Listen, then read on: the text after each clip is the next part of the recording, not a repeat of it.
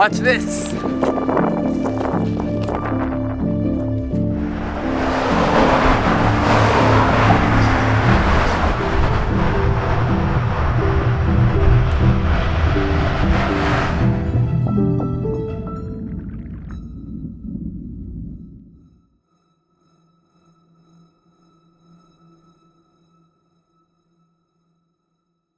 Cheers. Let's start with the cheers. Hey, cheers. Shit. Get in here. Cheers.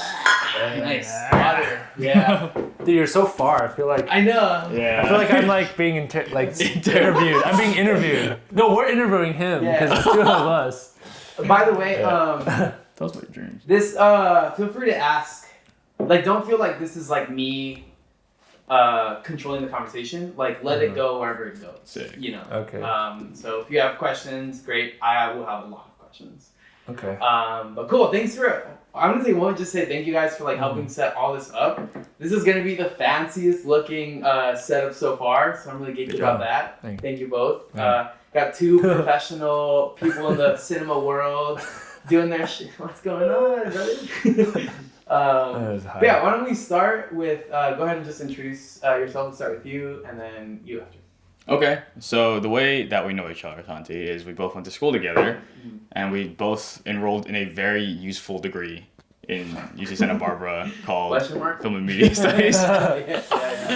And yeah, I mean, although the material in terms of real world application is questionable, I think one of the most valuable things we got was meeting you guys. So I'm glad to be back here. It's been a minute, bro. It's been a minute. Yeah, it's been a minute since I've seen you, and I'm glad you're here now, and I'm glad we got to reconnect. A little bit about me. My name is Kai. I am a person who flies drones sometimes now. That's kind of what has happened over the last couple of years, and I also hold cameras sometimes. But yeah, I think the main reason why I do all these things is to hopefully, prove that you can be an artist and also thrive. You know, you can also make a name for yourself. We talked a little bit about that. Yeah, and I actually still remember the things I wanted. Yes, and then I think the other main thing that I do this for is because a lot of my identity came from what I consumed as a kid, as many of us are. Yeah, and I think just because of so much value that brought to my life, I want to be able to create things that do the same for others. So yeah, that's what I'm trying to do. Do my best. Sweet. All right. Cool. Cool. Man, so he's so good at speaking in front of the camera. He's so used to it. Winging that, bro. Okay. I'm Fong. Yeah. I'm Fong. Different.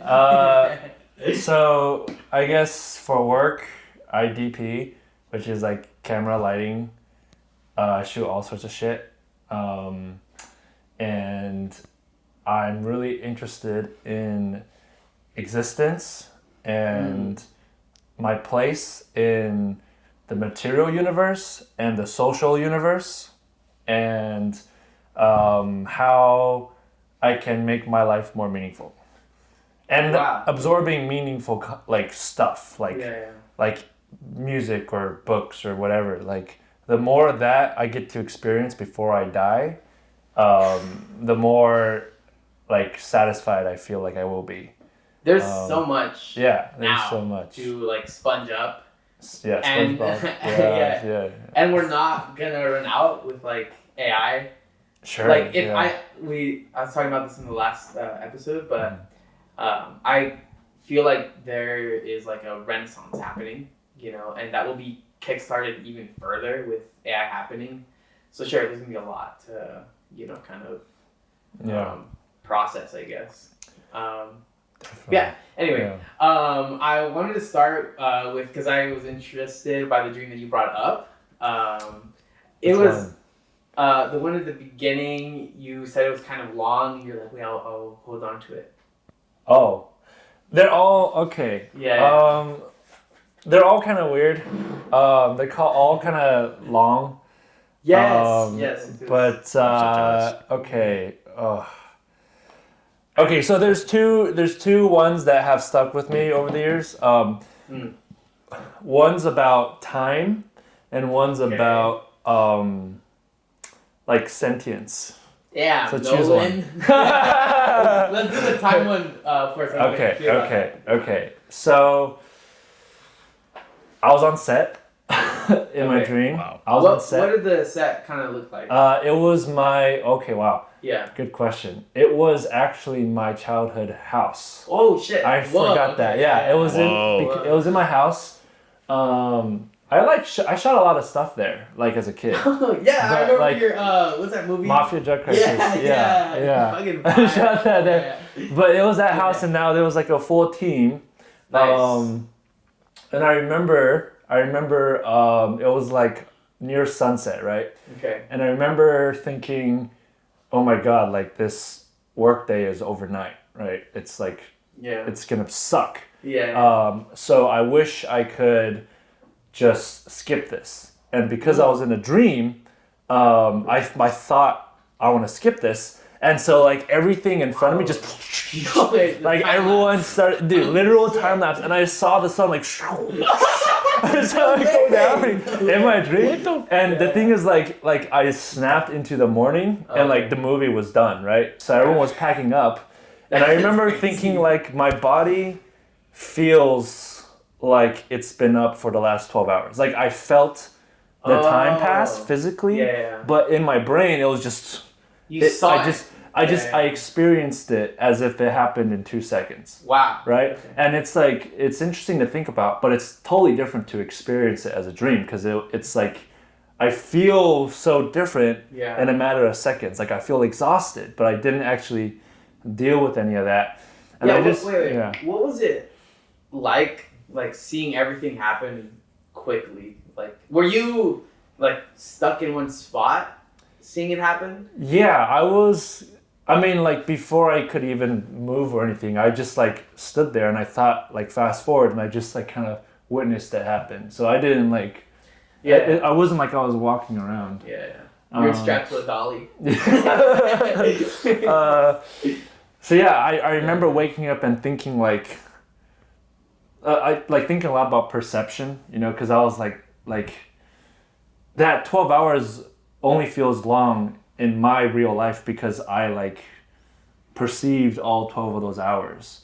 But in my dream, I lived all 12 hours without perceiving it and it went by like this. So then it was kind of like time is meaningless. Like it's just you experience it because you're like experiencing every moment of it. Yeah, you're going through it. Yeah, it's kind of like, you know, like coming out of a coma.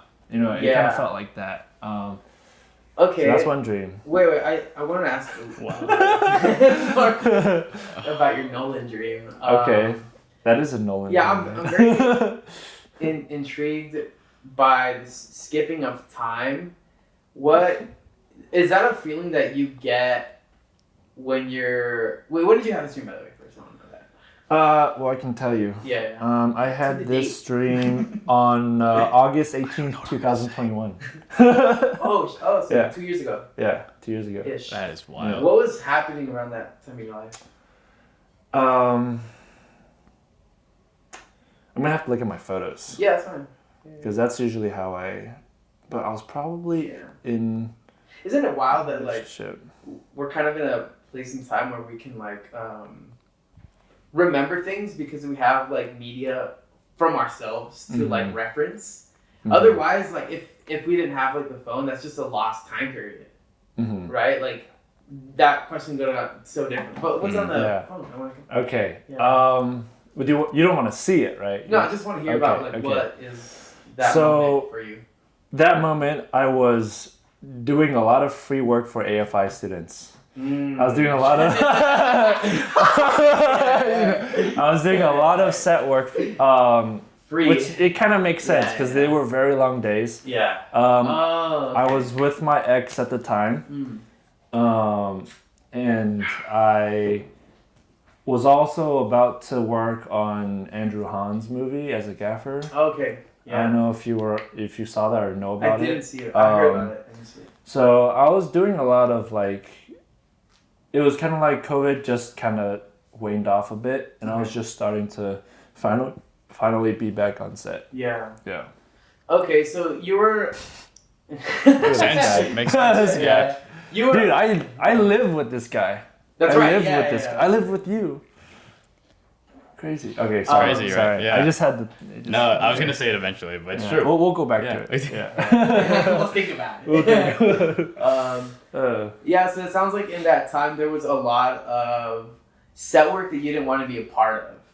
And it does sound like in this dream, you got to almost like fulfill that, like, I'm gonna call it a fantasy, but like this desire to like skip the part that sucks because maybe the film sets in that time for you sucked. That's not accurate? Or? Yeah. I mean, I wouldn't say... So I enjoyed my time during that, but it was exhausting physically.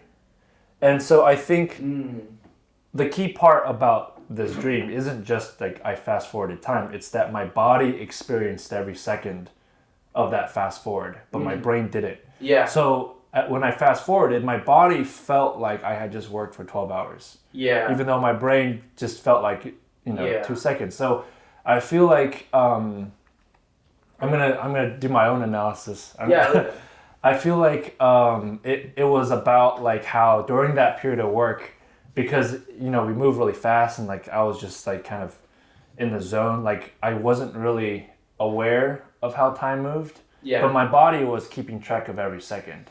Oh, so it's like flipped in the dream. Almost. Yeah. Okay. So when I sat into my car at the end of the night, I'd be like, oh my God, like I didn't realize I felt this tired until I sat down and my brain started to like live second to second again. Yeah. This is in the dream. You know what I mean? No, this is in real life. Okay. This is in real life. Okay. Yeah. Gotcha. So I think there's like actually kind of a parallel between the dream. Yeah, totally. Yeah. Like what you're actually experiencing and like the flip and the reverse in the dream. Yeah. If you also if like I don't want to speak for either of your experiences, so do let me know if that's why I asked like if what I'm saying is accurate. If it's not, just let me know because that's more important to me. But anyway, where's I going with that? Yeah, I lost my train of thought. With his time in terms of how his body or his dreams felt in relativity to his reality. Yes. I don't know if there's anything related to that. Hold on. Let me. Fuck, man, I'm like blanking out now. It's been a long day. I can keep going. I can keep going. Keep going. I can keep talking. Keep going. Tell me a little more. Yeah. Tell you a little more. It might like kickstart that thought. Well, okay. That one. There's not much more to the dream. I remember now. Okay, good. If you had a button you could press to skip set time, would you press it? Just set time? Just set time. Depends on the set. Okay. Most now, of it, now, like in the stuff you're working on right now. No diss to the stuff you're working on now. Okay. Well, the stuff I'm working on is actually very compartmentalized into two categories right now. Yeah. It's either very, like, just corporate, like, well-paying stuff that I do for the money. Yeah. And there's, like, the stuff that I pay for. Yeah. You know, that like, is really interesting and really, like, I only shoot those with people that I really like and I really trust. So obviously for the work stuff, I would skip immediately. I just want money. Yeah, fuck it. But for everything else, I want to live every moment of that because it's special. Yeah. But okay, do you want to jump into this other dream? You said it was like philosophical. It's about sentience. Sentient. Ooh. Okay, but I'm gonna pass it to him after. Yeah. Okay, so this one is fucking crazy. This one like actually like blew my mind when I had it. It's also extremely short. So it's in our old living room. When we were living. So we live. Okay, do I have to? I feel like I should explain this. All right. So when we lived together in Isla Vista, in that living room. There's like the couches and the TV and like the grimy carpet. Yeah, the doggo carpet. The doggo carpet. So what an era. Yeah, it was an era. So it started out as just like a gathering, like a party, right? Yeah. And like just slowly people started to leave, and it ended up with 3 people. So it was me, it was my friend Chris, not our roommate Chris, a different friend Chris, who's in a wheelchair. Just so you have the visuals. Crazy. And, yeah, he's like Devante. Like and another girl that is just a dream girl. Crush girl? No, just like a random... fictitious female. Whoa, okay, yeah. So me, Chris, and this girl, I'm just gonna call her like. Stephanie. No, that's the name Too of my close? ex. Oh, wait! No Stephanie's. I didn't do that on purpose. No Stephanie's. Okay. Something weird's happening here. Alexa. Okay. Dude! Is this a person? Wait, did you... What? No, that was intentional. No, it didn't. Alexa's the second ex that I have. I'm not doing this intentionally. You didn't I feel know like that was intentional. So No, that was intentional. I was thinking... There's no way. I was thinking Alexa like Siri. That's wild. Yeah. Wow. Let's do Siri. So No. Okay. Someone else? No, literally, my first ex from South Africa was called Stephanie, and my second ex This is blowing my mind. from from Santa Rosa is called Alexa. I'm being 100%. Don't like. There was no intention behind What's it. going on? we're dreaming. Yeah, I don't know. It's dreaming. Wake This up. is not real. That's Okay, weird. okay, but Siri, That's some weird shit. Yeah, just wanna because acknowledge. maybe you told me at some point. Probably. And it was like stored in my. Yeah, head that's somewhere. that. It's that. It's not. Let's not make it more than that. Yeah. Anyway, continue. Siri. We'll just go Siri. I'm gonna say.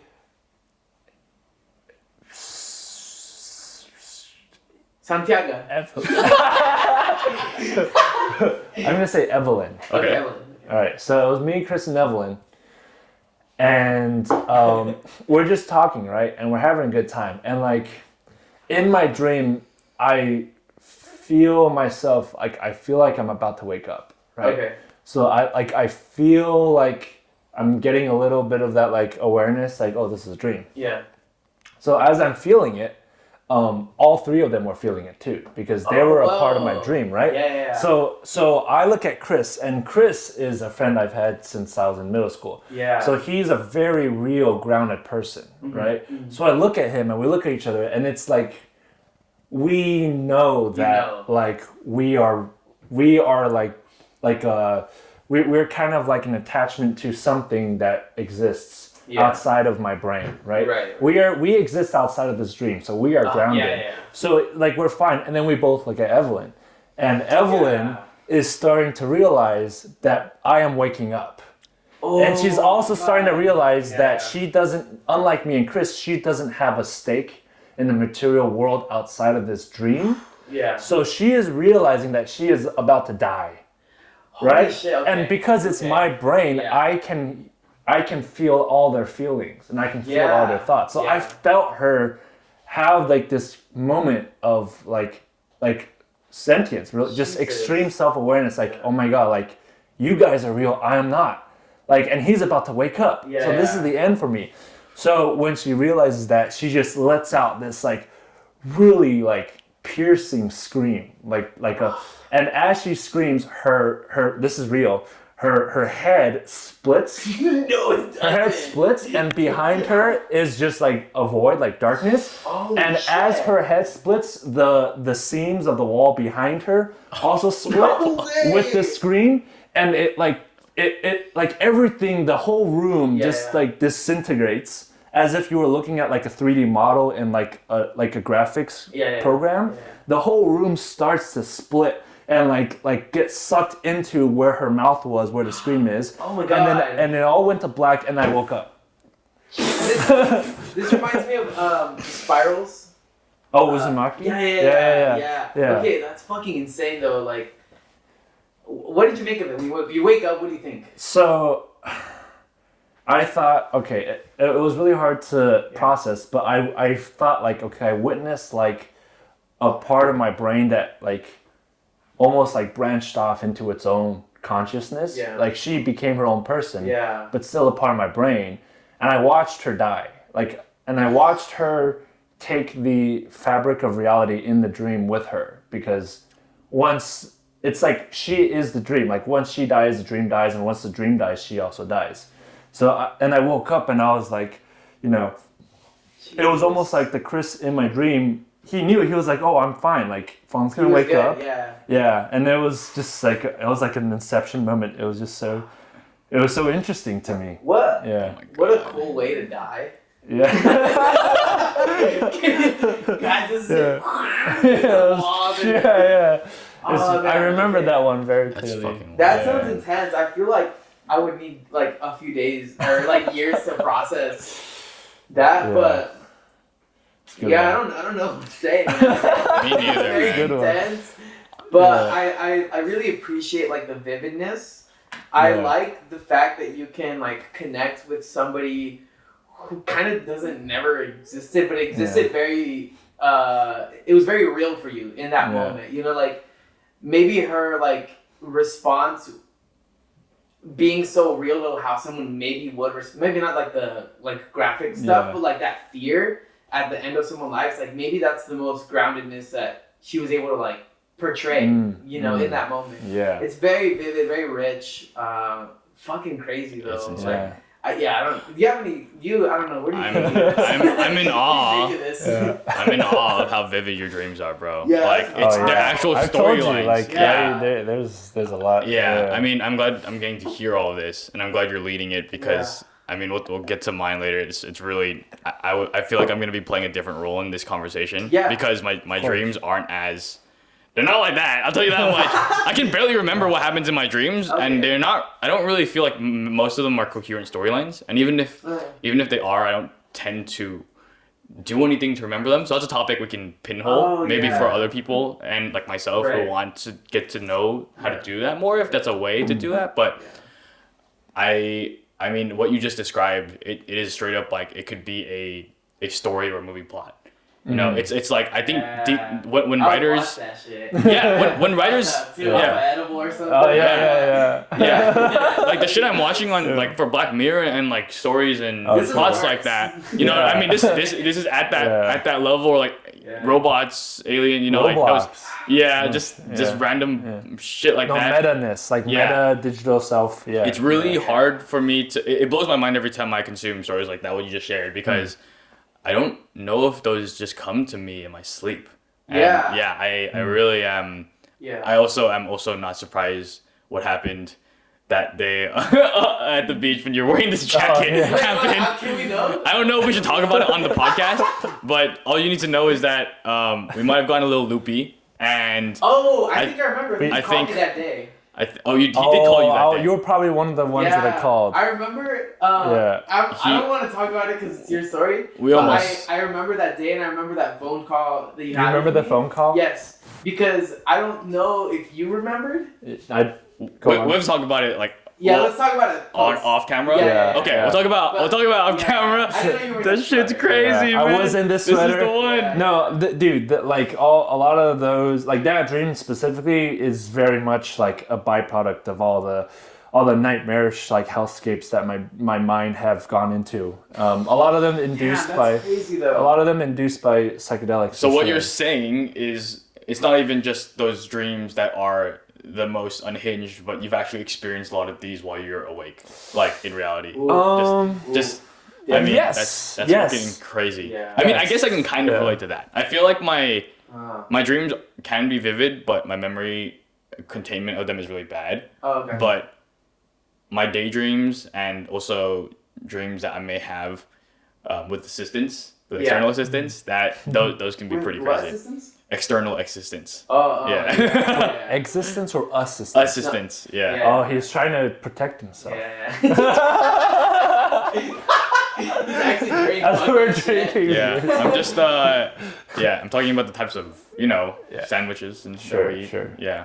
I would like to know, because I think that a big part of being able to create stories around your dreams a big part of it is writing them down, because when you're writing, you're telling a story, of what happened. It might not be accurate or it's exactly what happened, but you're forcing your brain to tell a story from it, and that's a practice that I've also done, written stuff a lot. I like to just kind of remember them and then have a little notes list of, I title them. Do you have a title for this? No, I don't. Okay. I should. That's good. Do you remember when you guys started to write down your dreams? Is that in your memory? When I started to what? Write down your dreams. or log them or keep track of them? Sometimes they've been, for me, so vivid, and the emotion from it is so strong that it's just like a memory.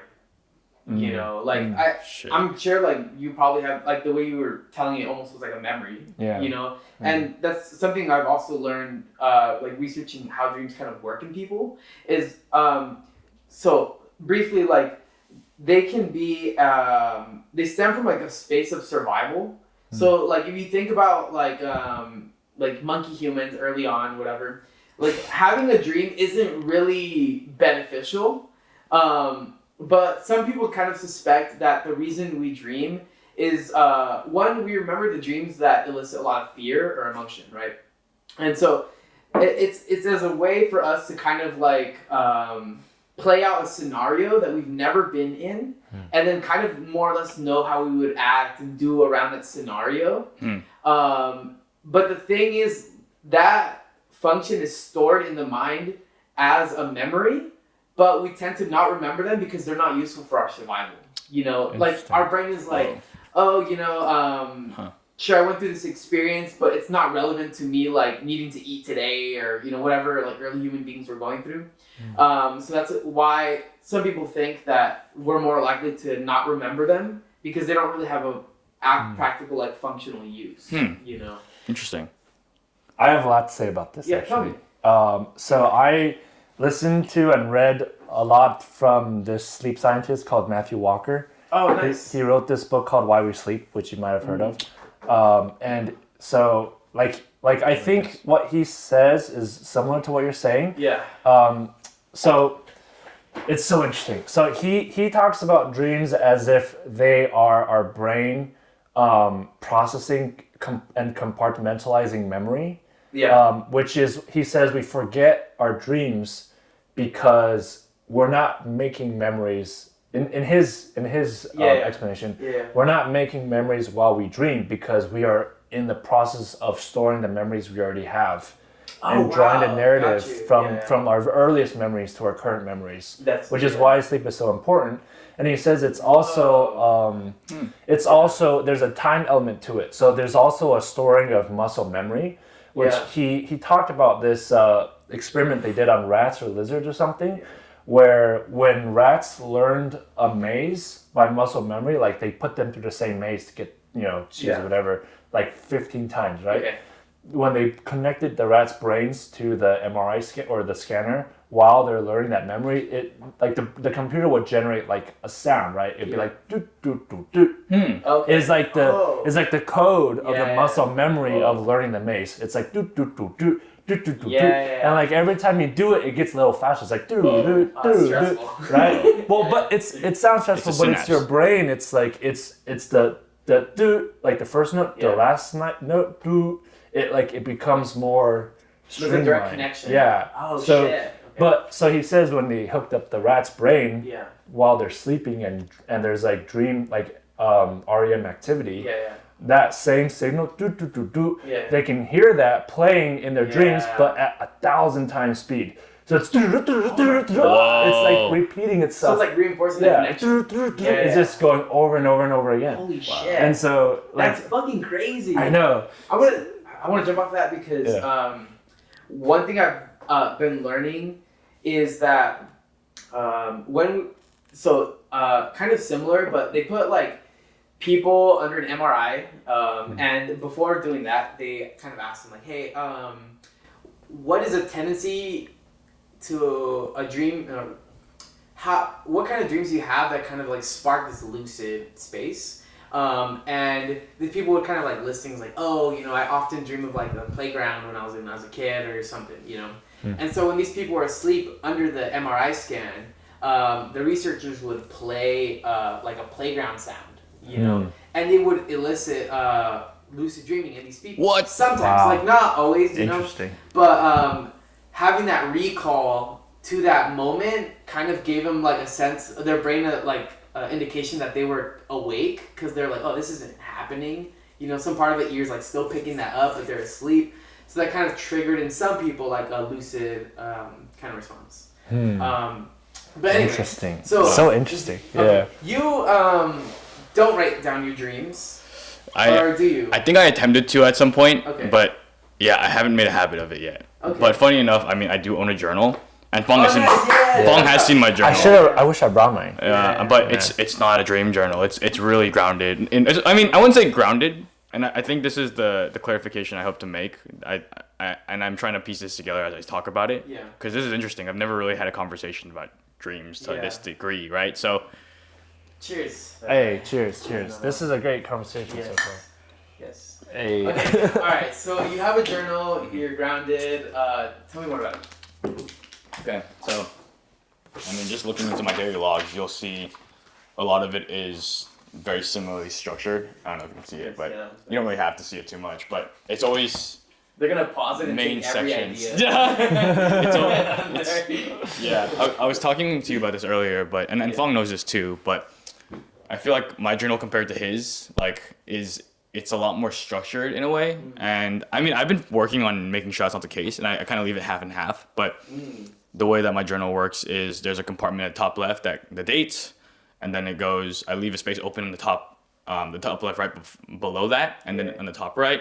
I write journey on the top of that, and then that goes what I have to do for the day. Gotcha. And so I usually write my morning routine at the very beginning, which is a checklist of like drink water, meditate if I can, make my bed, push-ups, and then a journal. Yeah. And that's like my five, and I've been trying to like add on stuff, but then right below the dates I'll write down 3 gratitudes. Right. I'll try. I'll try to do that, and I feel like it's been nice, and very nice. I'm open to experimenting what's more, and I leave the rest of the space for whatever I need to write about. Have you always been like very organized about how you approach like your day, or that change over time? I started, it definitely changed over time. Like, I mean, none of this really started for me until about 2017 when I went to Shanghai to study abroad, and then I met someone.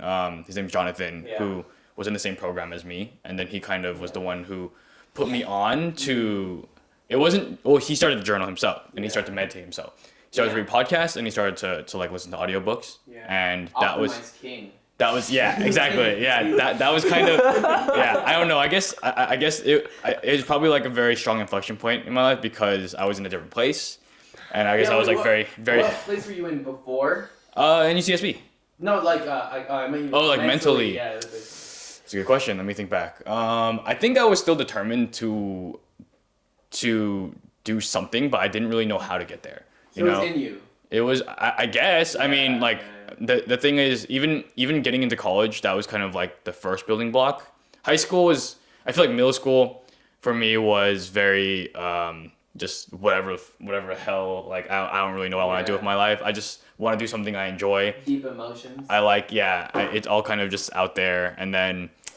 I think high school in a way gave me, my first little like pieces where I learned how to dance. I was able to find a peer group that really I clicked with. They played video games or hooligans in their own way. That's cool. But they also were like very serious about like their studies, so that influenced me to be able to do that, and then that's how I think I was able to get into our school, right?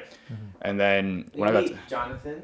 Right, Jonathan was in my 3rd year of college, so there's 2 years ahead of that was when I met you guys, right? Because you guys are a year below me. Yeah. And then, that was great too. I was glad to be able to meet people like you guys, and I think that was kind of, it was going to university that made me start getting more serious about what I wanted to do. Even before I got into college, I didn't really have the dream of being like a filmmaker. I know you.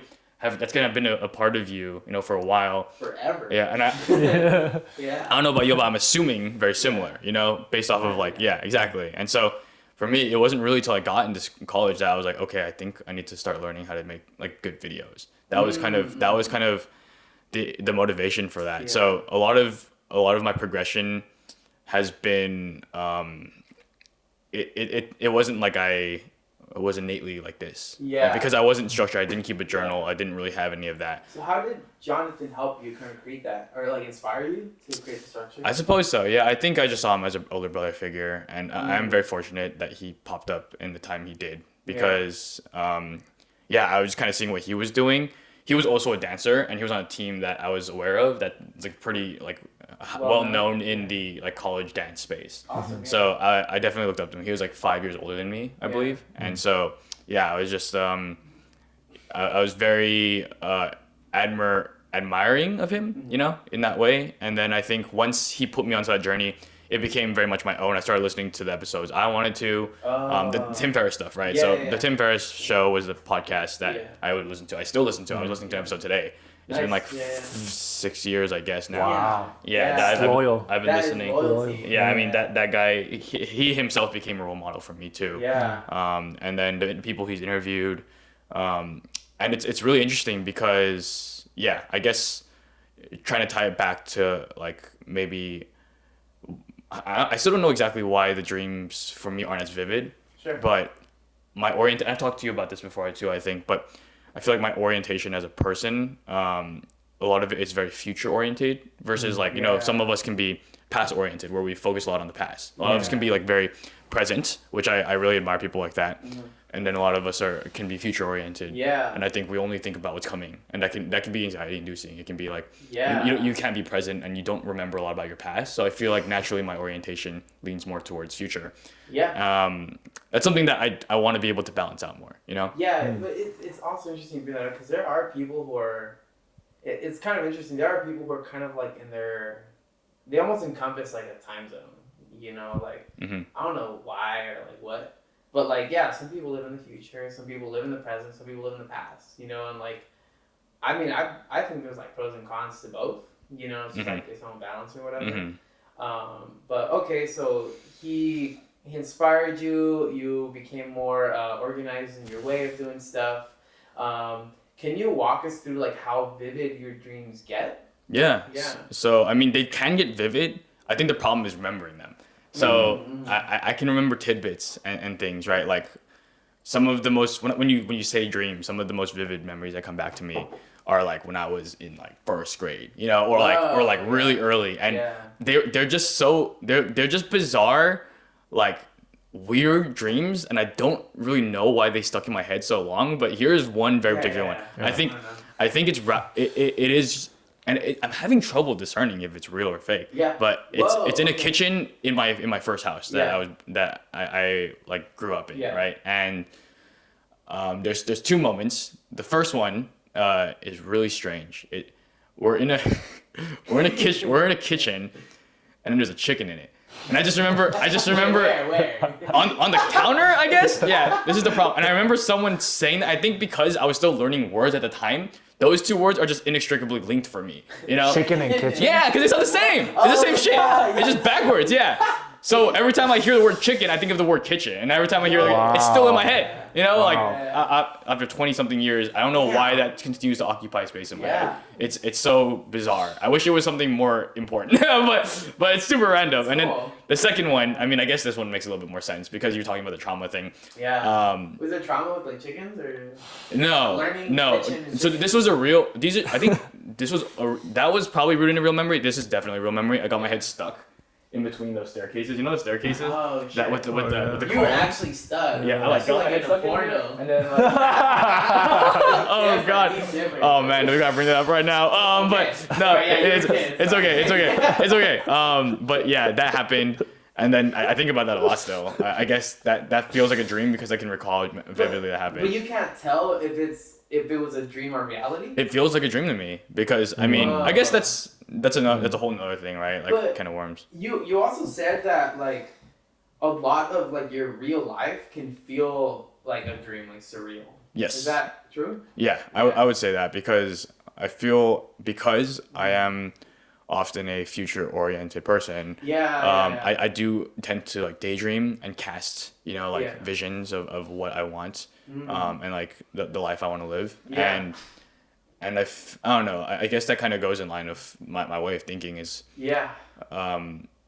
The reason why I journal is so that I cast, right. So I'm thinking about what I want to see or things that may be in my future that I would like or not like. And then that ends up becoming then I draw a line backwards, right? Then I'm like, okay, this is what I want, and this is how I kind of work towards that, right? Like, I mean, but so what I'm getting from that is that I'm getting a sense of not a full sense. Like obviously we only have like pictures of what people are, but I'm getting a sense of who you are. At least in this realm of like, I might almost want to guess that, and let me know if it's real or not. But that some of the dreams that you have tend to be around things like practicing a skill or like learning something, or there's like a lot of repetition in them. Is this true or no? So it's interesting that you bring that up because I was thinking about this. Yeah. I would say this is true in a way. Yeah. And that way is because I try to utilize my subconscious, right? The dreams. Yeah.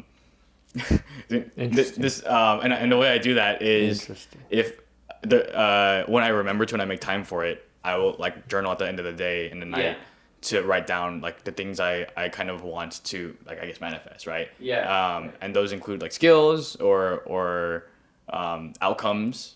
And I think when it comes to those, especially if it's something I need to do the next day, I know my resistance level can be high to things I need to do, especially being someone who is our own boss, right? Like we kind of have to determine how our next day goes because no one is telling us what to do. So in order to kind of push myself over the edge in a good way, I think I think what I do is I really try to write down like the reasons, you know, behind why I need to do the things I do, or or anything that can help encourage that action.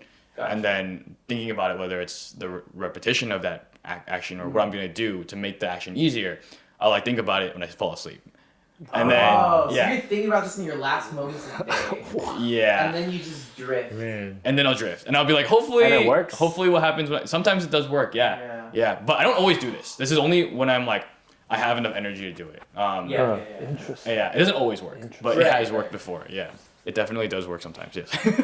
Walk me through some patterns you may have in your dreams, because I know that maybe they're not that vivid, or they are vivid, but it's hard to kind of capture them. But the ones that you kind of do remember, like what do you see happening? In some of those? Sure. These are good questions. I appreciate you for like trying to dig deeper because I haven't really gotten a chance to really explore this, but. I feel like a lot of my dreams are definitely clips. Like when I talk about, I think of moments. TV clip.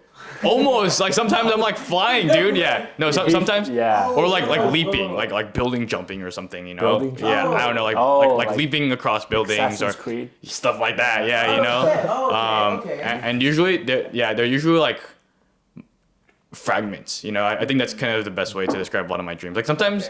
Moment. Yeah, I remember moments like, or like feelings, right? Like, okay, I'm getting chased by someone. Like I gotta have to escape this person. Or there's even like intrusive dreams where I will remember or like think of, or like things will happen. I'm like, okay, well, I wish that wasn't the case. Like I wish I wasn't in this situation. But I guess I'm in this. So how often are your dreams about being chased or running? Versus, you said you have like jumping buildings, some flying ones. What would you say like the ratio is? To other dreams I have? Like no, like if you looked at every dream that you had, and you're like, oh, I tend to like want to jump through buildings more, fly more. I would say it's pretty like those types of actions, and I can see why because clips, I mean I don't know if this is particularly unique to me, but maybe the way it manifests in my brain is I like I said I think I consumed a lot of comics and games and anime growing up, and I never really watched sports or anything like that. I was always drawn to the fantastic when I was growing up, like surreal, sci-fi stuff. That's why I wasn't even really certain if like video making, like capturing live action was ever something that was going to be what I did, because I wanted to be an animator. I would draw comics. I would learn to animate. I would consume anime. I would watch comics. I would play Pokemon. You know, I like do all these things that don't really exist in the real world. I guess I was like chasing something that was beyond like reality, you know, and that was in my life. Like that was in my and so. I guess when I would have dreams, it would typically imitate what I would consume, and so I'd be in the scenarios. And this wouldn't even be when I'm sleeping. I'd daydream about these too. You know, like I remember in class I'd be playing with these little metric blocks that they remember. This is a very vivid memory too. It feels like a dream now, but it actually happened when I was in like 3rd or 4th grade. Okay. Right, like we'd be at desks just like this, where we're sitting in corners, right? Except it was smaller, and then we'd have like these like guiding laminated sheets of like letters, and then we have these little blocks here, like 1 block, 2 block, 6 block to 10 block to count and like do math. And I'd make these little blocks, and I'd just be like, oh yeah, I'm just daydreaming. I have no idea what the fuck's going on in class. I'm just like, this is Sonic and this is Mario, and like this shit's happening, you know?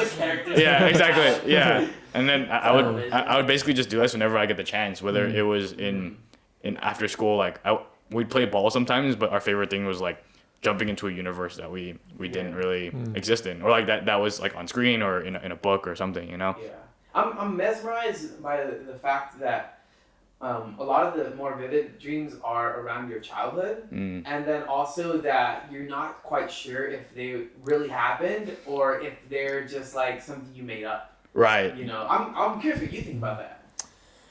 Well, my first question is, so when you're leaping and stuff in your dreams, are those things that you are unable to do in real life? Like, are they like hyper human, like leaping? I mean, flying, obviously. I would say, hyperhuman. Yeah. So I could do it in real life. Yeah. I'm interpreting like maybe, you know, you have this like this subconscious goal or maybe fantasy of like transcending, like being like gravity with your body, like just being kind of like that breath told us everything. You know, just being able to like, you know, like I watched this is a bit of a tangent, but there's a show called The Animatrix. It's that sounds familiar. It's an anime spin-off of the Matrix series. Oh, And, yeah, I've heard of There's a this. sick Joji clip on the internet. There is? Yeah, it's like his song with like clips of that movie. Oh, yeah. Really? Yeah. This I didn't shit's see that. fire. So But okay, yeah. there's one episode where it's about an Olympic sprinter. And, Oh, really? And That's the one. yeah, that's probably one of the best Alright, I gotta ones. watch And that. he sprints so hard that the like the kind of like chemicals pumping through his body and like the like material of the world started to rip apart because he just like was like flying, right? And he like broke into the matrix. Like he kept running and he started to see like the green code and everything. Whoa! So- What? That sounds sick. Sick. So I think about Play the clip, Jamie. like where is he? So I'm almost interpreting your dreams as like realizations of like this, you know, because you fly FPV as well, and you're also like braking, which is very like, you know, kind of like hyperhuman, you know. That is very hyperhuman in itself. Yeah. For sure, yeah. So I feel like maybe your dreams are like an extension of that, like Yeah. subconscious, like, you know, that living that, you know, and just you don't have to do it with your body anymore. You could just do it in your mind because you're dreaming. I almost feel like, kind of jumping off what you said, like the FPV stuff is really like your way of like translating that imagination in yourself into the real world, where like you get to pick whatever angles you want. There's like challenges involved with that, you know, in its own way, like, because it's one thing, I think. It's one thing seeing you like put on the, you know, headset and then watching the clip that you shot, and it's another thing you driving it. You know, it's totally different. Like we get like some amount of perspective through like what you film, what you decide to hit record on, but the stuff you don't hit record on and you're just experiencing flight, like that's something unique and like that you're like almost putting yourself in the position of someone who is actually flying. And getting to experiencing it through like this like machine that we're lucky to have. Yeah, cybernetics. It really is, yeah. But it's cool. Holy shit, dude! Yeah, I see that for you. More of your waking life is like I almost get the sense that you're like grasping your you're pulling your imagination into who you are and trying to get as close to what that looks like as possible. Like, even you talking about something you want in the future to happen and working the steps backwards to get into that point is, I think, the same like pull of that imagination. You're like trying to get closer to that reality, and you're like, all right, how can you're working with a real groundedness of what's actually happening around you and what tools and resources you have to like pull that, and at the same time like it's very much coming from like this ether of thoughts. You know, like not everyone's like that. I don't, wow. you know, yeah, that's kind of what I'm getting. Like that's a lot crazy. of like, and the reason I had brought up earlier why I thought your dreams are kind of more circulated around like practice and like doing a skill in your dream was because a few episodes ago I had a guest on who they're very similar to you. Like they pull from their imagination and their reality like becomes whatever they want it to be, working backwards from the steps. You know. And it's this relationship with failure that you have to have. You just accept it, and it's like, fuck it, you know, like, oh, we'll learn, we'll keep it going, whatever. And in his dreams, at least, he practiced a lot of his real life skills in his dreams, Right. Wow. just to get better at them. Like, he was telling us that when he's like on the older side, but when he was in high school, like, kids used to bring guns to school. Yeah, and they after school they would but like for fun, like hunting and stuff after school. Oh. Yeah, he's like from the East Coast. So it was okay. Different culture. Sure. Wow. Sure. But after school they would have these competitions to like see who could at the fastest rate break down a gun and then put it back together. Oh, yeah. And then he would dream of doing this verbatim of like what it is in real life to keep practicing, and he was actually like the best amongst like the group of his who would like kind of do this activity or whatever. That's So that's why I thought that like the stuff you were talking about was kind of in that direction. But I'm actually more surprised at the same concept happening of like that pulling of that like outsider like imagination world, but then your personal way of doing it, you know, with like these tools and stuff. I appreciate you guys for really giving me your input on that, because it actually has kind of allowed me to maybe take what you said and I'm like, oh, actually, again, an outside look, right? Because I'm in the trees. You guys are seeing me outside, right? And I think that honestly might be kind of a big reason why I am doing what I'm doing is because it has always been a dream of mine, you know, maybe not in the sleeping version, but like just in all forms, right? How often they coincide. The real dream and the like sleep dream.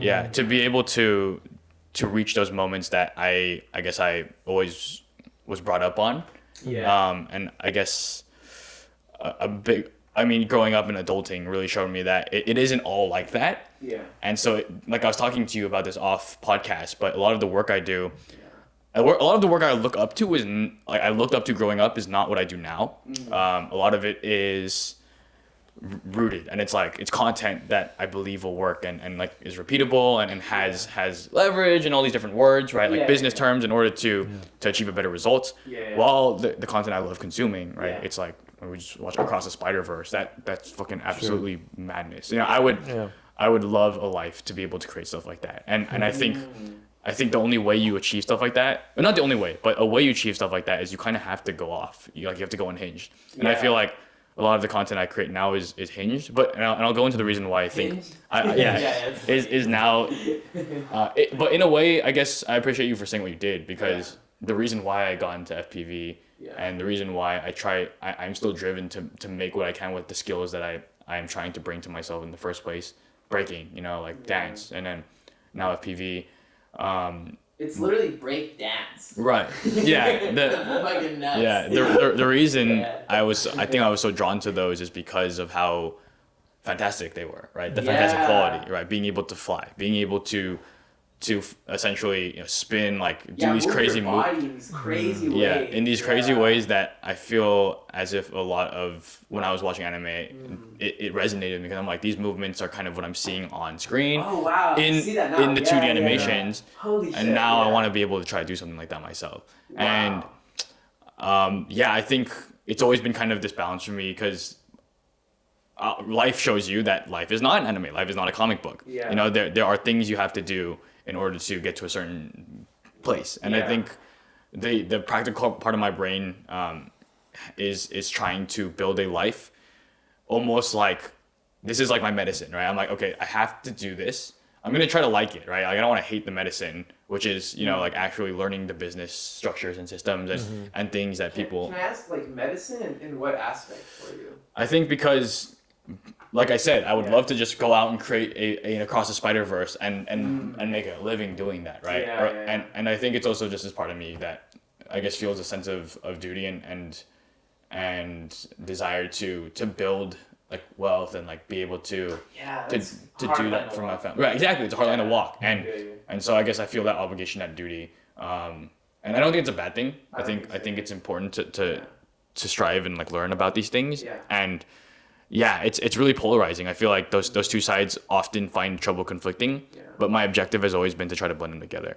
And so, like I said, for medicine and stuff like that, like I didn't grow up wanting to be a businessman. I didn't grow up wanting to be like an entrepreneur and learning about systems and like and optimization and all this like boring stuff as a kid. Like kids aren't gonna want to tune into this stuff, right? But the right kids will, I think. Hopefully. And I think it was like a reframing in my mind where because I understand these things are important for actually getting to the life I want to live, which is like I want to be a fucking superhero. I want to afford that, like afford those tools, those gadgets, right? Like I want to be able, exactly, the flying drone, right? Like being able to do this shit, and I want to be able to do this, and I guess I don't really know. I'm actually still talking about this is helping because my relationship with money and like and wealth and like trying to be an adult is still evolving, but it's always important for me to grasp on and like never forget the kid in me. I think that's something that I mean, okay, here this might actually make a lot of sense, but one of my favorite cartoons growing up was Kids Next Door.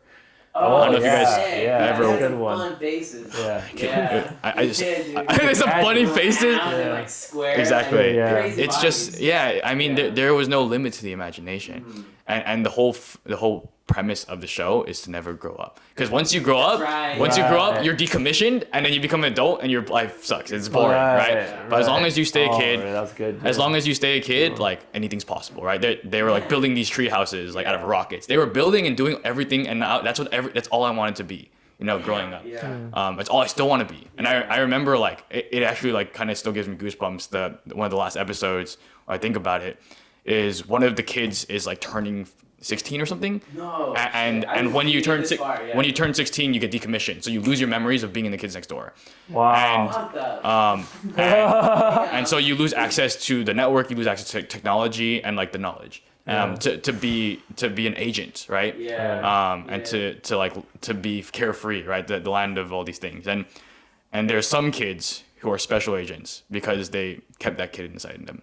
And they're allowed to keep their memories and continue to be part, they continue to be agents of the Kids Next Door.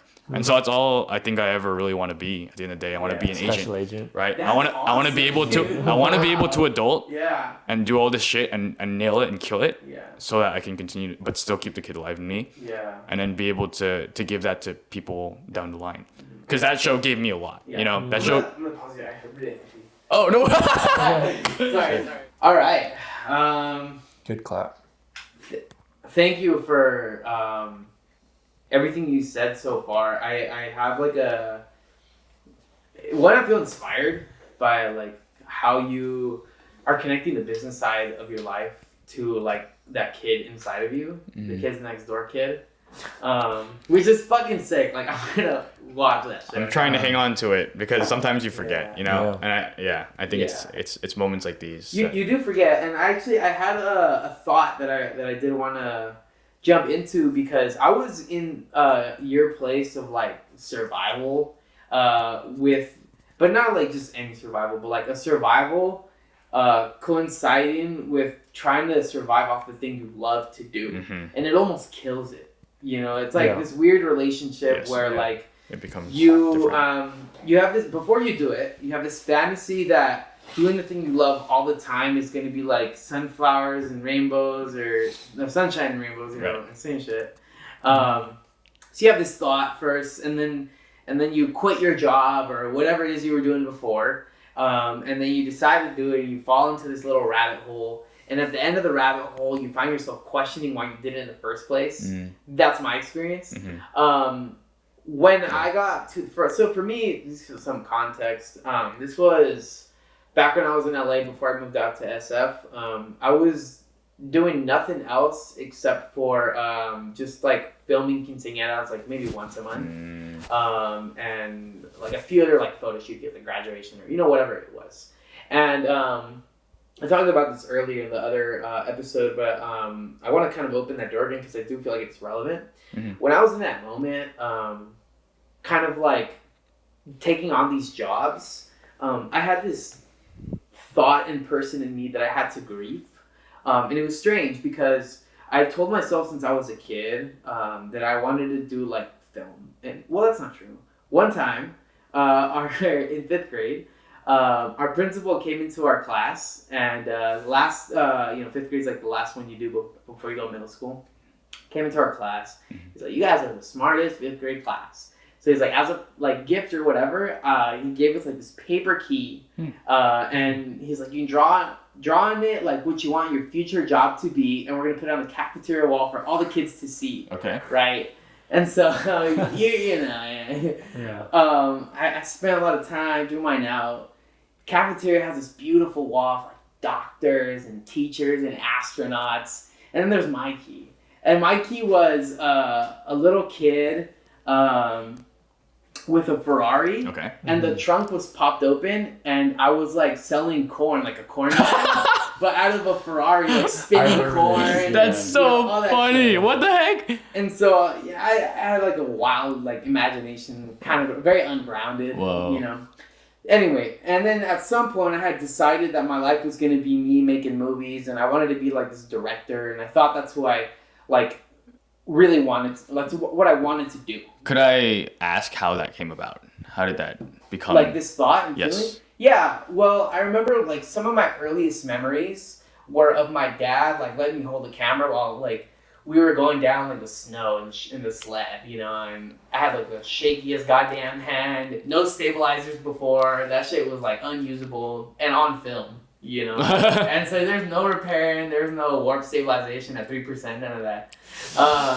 And so I had like this love, and actually like on another realm, we would watch a lot of movies, and for us it was definitely about escapism, So I grew up in a household where when we as a family experienced pain together, our way of coping was to indulge, be it with food, we would solve our problems, with watching a movie, we'd solve our problems, or, in some form of like indulging, And I also talked about this earlier, but I found out later in life that my relationship with pain was a lot of comfort, Sure. So like in my own life, I've sought out pain as a form of comfort, which ties into like the masochist thing that I've told you. I have like a lot of weird masochist practices.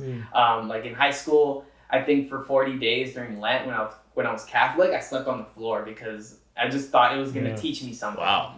Yeah. So anyway, I have this relationship with pain that it's always been tied to my family. But a lot of those experiences of when we would connect as a family over pain were through movies, So like as a response to that painful experience, whatever it was, we would just spend like a Saturday just watching a fuck ton of movies, like, whatever. Wow. And I grew this love for like this form of escaping that I knew had a lot of power in it. Because at some point in high school, I had realized that we were being kind of like fed all of these commercials, and they like a good commercial will get you to respond emotionally. A good social media post will get you to like feel anger or something. And the function of that in the world that we live in is that when you feel that emotional response, like the way it benefits like a corporation running that social media company is that you'll just spend more time on their app, And so anyway. Wow, wait, this is in high school? No, this is more of a recent understanding. Oh, okay. But in high school, yeah, it was a lot of movie watching, and I just had like this love for like filmmaking. And then anyway, college, I tried out doing a couple of films, things that I cared about and whatnot. But the part where grief comes in was when I decided to do this as work, but not the work that was creative, work that was work, like quinceañeras and graduation shoots and all that good stuff. Yeah. And anyway, jumping out of college and being like undocumented, being an immigrant, I couldn't get a regular day job. Like there was no office for me because I didn't have a social, kind of thing. And so from this, like the very end of my college, that kind of clicked in me. And I was like, but I have no choice but to create a business, and this business has to work because I have to survive, you know. Yeah. And so during college, it was around, I think when we were living together, like maybe the summer, where I started doing a fuck ton of graduation photos, and I would undercharge so much. I would charge like $30 for and I'd give them like fucking 500 photos, like some ridiculous number. That's how much you were charging, bro? Yeah. Fuck. Should have taken advantage. Jesus Christ, man. Yeah, Good man. photos too. I remember That breaks my heart. Yeah, it wasn't fair to myself, but I mean, I had to learn that lesson. Yeah. Anyway, I knew it was coming around the end of college, and I knew that I had to create a business model that worked when that timer was over. And so the timer comes to an end, and luckily, since I had started the grad photos, that kind of kickstarted the wedding and, you know, all the stuff that I ended up wandering into. And then, post-college, I lived with my parents for a little, realized I can't exist in that environment without understanding how my growth has impacted my ability to be in that environment. Because it's hard, you know, like I grew up with like a lot of hoarding and like stuff up to the walls kind of shit, and it was too much for me post-college to like be in that space. So I was like, all right, like I gotta move out, I gotta find a place. I found a place, and then I found myself only doing like these quinces and all that stuff, and it burned me out like extremely, because I hit this intersection where the thing I loved became something I didn't want to do, but I needed to do it, you know, otherwise I wasn't gonna have food on the table. Damn. And as a response, I got really lucky. I was working on this film for an artist about gentrification in San Francisco, I was telling you about earlier. And he connected me with the guy I work with now, Gage, who's helped me out like a lot, you know, significantly. And we shoot all the time, we do video stuff all the time. But the thing that changed was I realized that I don't want to survive from something that I love, you know. I want to do what I love because I love it and in the way that I love it, not because if I don't do it, I'm going to like not eat, you know. So it's about changing my relationship with the thing that I love doing, you know, and almost re-inviting myself to have fun with it. You know, I had lost that sense of fun. Like, dude, all those skins we were like annoyed, and like I felt like my eyes were behind my fucking eyelids, dude. It was bad. So for context, we've done a few quinces. They were like torture. There were moments. Well, because I did it with him, some of them were fun. Right. But That's true. I remember I was also struggling a little financially at that time. I remember thinking like, you know, this is like prostituting my eye. Like the eye that you have. You know, you're like whoring it out. Right. It's exactly that. But it was rough. Yeah. Wow. A lot of moments where I realized I didn't like what I was doing, and I think that in life you should have fun with what you're doing, like especially when you're getting to connect with something you really care about, and it doesn't have to be about money, although it could, you know. So it's still for me about building a career path, you know, but it's one that I want to create for myself. So I had a grief being a film director. I had a grief being like a businessman in a way, and how to like reimagine myself as an artist, you know. Sorry, when you say grief, what does this mean? It means I felt sad about all the assumptions that I was pretending to love my business of like shooting grad photos and doing all this stuff. Well, not fully pretending, because that part of me was honest about like being there, and I was putting like my best foot forward, but I knew deep down I wasn't happy about what I was doing. And so this part of me didn't know that I was almost in a way lying to myself about the experience I was having. I would almost try to tell myself that I was having a good experience all the time, because if I wasn't, then I would have to face the reality that I didn't like what I was doing. And that was a harder reality for me to face. Wow. But when I faced it, I, you know, jumped to the other side of the rainbow and found the leprechaun. And I was like, oh shit, like I can actually enjoy what I do again. And that actually meant saying no to all the things that weren't what I love, you know? And I think that when you want to do something and you know you want to do it, all the opposite stuff starts attracting to you. And it's your responsibility to say no to it. If not, you're going to keep falling into the same cycle of like patterns, you know? So that meant me saying no to like more quintas and no to this and that. Kind of like honing in on just the thing that I appreciate doing and like actually get a kick out of, and like my life feels good for doing it, like this shit or like the other stuff we talked about earlier. And anyway, yeah, there was that grief because I had to like let go of that part of me that thought I loved that my business looking the way it is, you know. And then letting that go meant that for me, I could redefine what my approach is, how I feel satisfied from like altruism and like using my label to kind of provide artists like a space of service rather than the other stuff that I was doing. That other stuff kind of like wasn't fulfilling in the same way. You know, this thing I kind of found and became fulfilling for me. Wow. Yeah. Okay. What is this thing?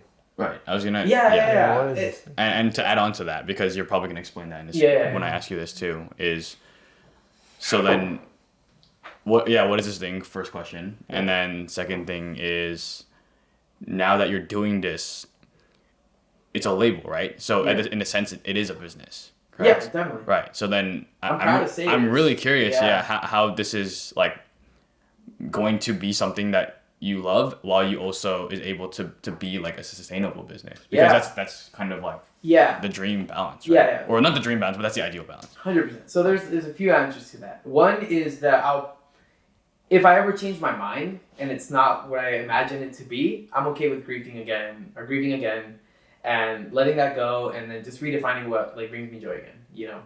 But at the same time, like I'll be honest to say that, I mean, in any business, there's challenges and things that you face. I think one thing that changes for me doing the thing that I do now, and I'll explain the like label a little more, but I want to just touch upon that.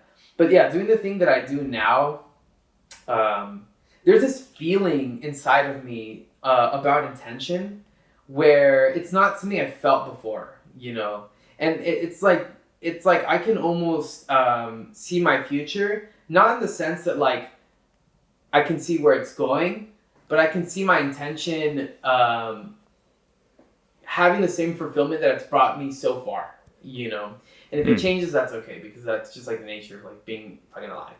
But at least for now, I know that my intentions have always been like, I've always wanted to know what was that thing that made me feel good that also like was about service, you know, and providing like something good, I think, because kind of like I was talking about earlier, and I'll get into the label, but what I was talking about earlier is I feel like a lot of labels right now, how we said, it's like this fancy loan that an artist gets, and I'm talking about music artists. It's like this fancy loan they get, and then they have suddenly access to a lot of gatekeeping that this industry kind of like holds within. It's kind of like the film industry. You know, there's a lot of gatekeeping and a lot of like sucking ass or whatever you call it. I don't know. But there's almost like this pretend to get something out of this person.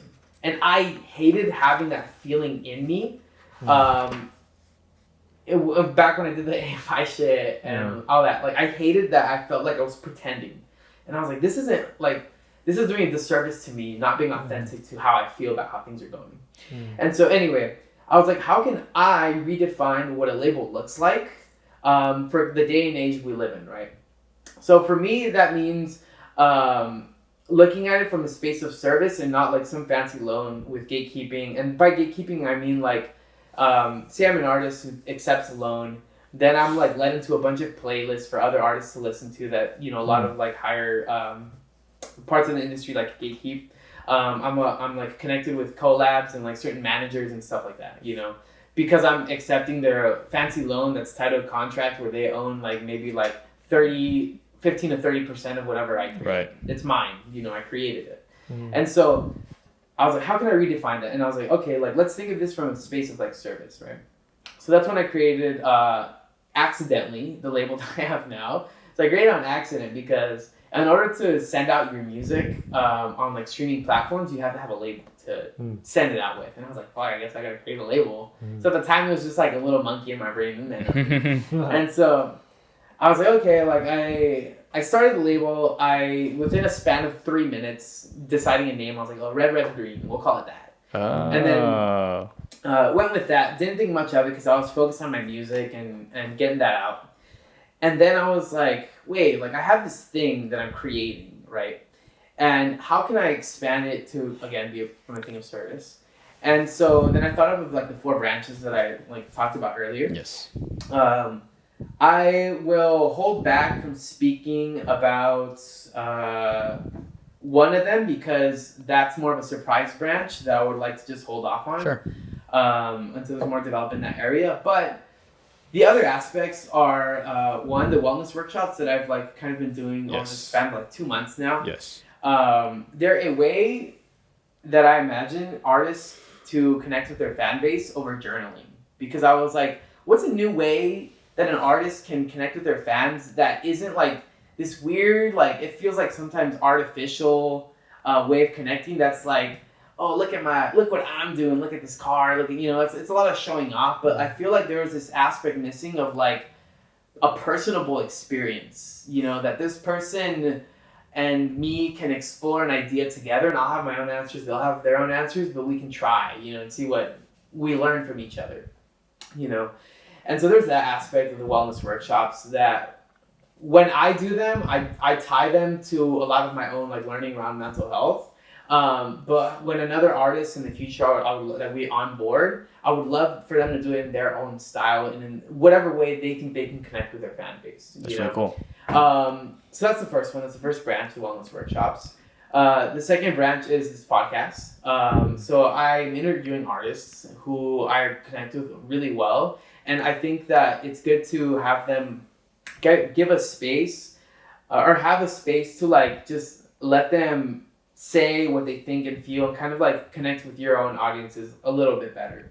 And one thing I learned really quickly is like this label cannot be just me and music and not even just music artists. We don't live in that world anymore. I would like this label to be more than just music. So it's a label for artists who are like painters, tailors, DJs, whoever considers himself an artist. Like I want to provide a visual platform for that person, Dope. And then there's the last act. So there's the wellness workshops. I'm blanking on the last one. I don't want to say because it is a yeah. So the fourth one is about just providing that visual space of storytelling for an artist to kind of shape their own narrative that isn't necessarily just a music video. Like I kind of want to live beyond the music video space and offer people like a really cool story, for them to share. And it's important for me that me and my friend who are kind of developing this together are discussing how we want to like onboard artists and what kind of artists we want to onboard. And those people are people who are already proactive about the art that they create. So they're not expecting us to kind of like, hey, do this, hey, do that. Like, we're not going to be pushing anybody. We're offering the service. And if that person is proactive, I would imagine that person connects with the service and uses it to their own like advantage, That's the label that I've created, and that's this passion inside of me that I did not feel when I was doing my gallery stuff. When the gallery was existing, sure, I liked create like taking pictures of cool butterflies and grass or whatever and selling those prints, but it wasn't fulfilling. It wasn't what I really wanted to do. Mm-hmm. And this, to me, for the first time, feels like I am really doing what I want to do. And I'm okay with however it turns out. I'm okay with it not being like this big fancy thing. I'm okay with just like whoever's voices I can support if they're all coming from an authentic space, and those voices can also communicate really well with us. Like people who are proactive and just can communicate really well. So that's like the whole function of like the label. Yeah. Interesting. Cheers. Yeah. Cheers. Hey. I admire that, bro. I definitely admire you for having the courage to take an honest look, and then pivot. Because it's hard, it's hard to pivot. Yeah. I wouldn't say it's necessarily ever... Well, actually, that's not true. It can be a wrong thing. Like, some people can just go their entire lives doing something they hate. Yeah. And I think... I guess it's relative to each person. Yeah. Where on the spectrum it is that they feel like they need to make a change. If the pain is strong enough, they need to make a change, right? And wait, what do you mean by that? The pain is strong so it's kind of like... I forgot the name of the actual... term for psychology is, but it's in the sense where, like the call to action, right? Or like the in the sense where, you know, a customer or a hero or a character will not take action until the pain is strong enough, right? Essentially. Oh shit! Right, Yeah, and so I mean, I think another problem is like, being aware of that pain, and then, you know, like being honest with yourself in terms of knowing this is something you need to do in order to get to the next level for yourself, and then, you know, becoming aware that there's a way you can do that and pivoting, because it's scary, right? You know, you have to leave and you have to be honest and switch up, and so bro, kudos to you for doing that. Thank you, I appreciate that. There is a moment, I think, in everyone's life, and maybe more. It depends on the person. Like the range of how many you have is person per person. But there are those moments where you look at yourself like really intentionally, and you like reflect. You kind of like have like this feeling that's like, oh fuck, I'm alive. You know, things feel like in my head, things start to feel like a cartoon when I think about that. Like I don't know why I had this thought when I was like a little kid. Like when I would have that, I remember it was when I learned about atoms. I was I was like, wait, what? Like smaller than the cells of atom, but atom's just like a thing that like rotates around, like, you know. It was just weird. And when I like learned, I think it was like 4th grade or something. We were like learning about like the cells and the membrane, and the mitochondria is the powerhouse of the cell. Hey. Of course. But yeah, like when I had those thoughts, it sparked like probably my first existential crisis. I was like, what the fuck? Like, I'm alive. Like, this experience is gonna end one day. It's a weird feeling. And those moments of like in life where you like really look at yourself and you're like, what am I doing? You know, this like circus of events happening. Like, what the fuck? And that like slapped with a bunch of like awareness about how you're acting in it. You know, it's a part of my life, at least, that although it has felt uncomfortable sometimes looking at myself that way, I'm grateful to kind of like see the decisions I'm making. You know, even though like I understand that a lot of things are not really like healthy or like, you know, in my best interest. You know, but anyway, there's this dream that I wanted to share, and I'm curious to get like your take on it. I like you have like story dreams, and I would still like to hear some more, because I feel like you have like a pack of them like hidden or something, you know, like just ready to go. But yeah, there's this dream I had a few months ago, and you know, it's really bizarre, but it starts off with me having like this argument with like, I think my family or something, right? And I get so like angry or whatnot, I walk out. And then like, it's like this city, kind of like LA, like in the, you know, suburban-ish spots, you can see like the city in the background or whatever. I'm like walking through there, but it's like a gloomy day, and then it starts raining like a lot, right? And so, I don't know, I got this idea that it would be fun to like slide in the rain, you know, like there's like less friction. So I ran. And sorry, pause. Yeah, go ahead. Yeah. John, come in. I realized like I can start sliding longer and longer for like, you know. Whoa. So I'm like running, I'll like slide the whole street, and then I'll like turn the corner, I'm like, I'm having a blast. And there's these people on the side who are like, I think it was like a couple or something, but they're looking at me and they're like, oh, that guy's having a blast sliding, you know? And when I heard that, I just slid even further. I was like, that's sick. And then eventually, this dream gets really weird, by the way. All right. Eventually, I slide, and I'm like at the steps of like what in my head was like Universal Studios, you know. But it was the giant escalator. No, the entrance with the globe. It was weird. It was like there was this big black gate, and then behind the gate there was these like, you know how like film sets will like do like fake houses, and they're like they have like a wood stand. Yes. It was like, but these houses were like skyscraper tall, regular size house, like regular looking houses. You know. Very tall. One of them was like very gothic and like reminded me of like an early Batman kind of show. But anyway. So I slide to this gate, Still sliding. and I was like, damn, that was so fun. The security guard at that entrance, I just started walking into the building and I felt like I wasn't supposed to. But the security guard kind of like sees me and he's like, are you supposed to be in here? And I was like, well, can I come in here? And he was like, all right. He let free will, dude. He just starts, he's like, but I have to go with you. And I was like, all right, that's nice. Well, I'm going to go in these buildings. That's nice of him. Yeah. And I go in these buildings. It's nice of him. And we're walking and like, he's giving me like this classic tour of the space. And I'm looking at these buildings and I start remembering a real memory that happened in my life. So it was my sophomore year of college. I got in, I think like some extension of my family I met the vice president of Paramount through like some random extension of my family. This actually happened when we were doing like yours truly. Like he like saw the Kickstarter and called me in his office, whatever. So I started remembering that I knew this guy, and I was like, oh, like that's a good reason to like tell people that like that's why it's okay for me to be here, you know, like in case they ask.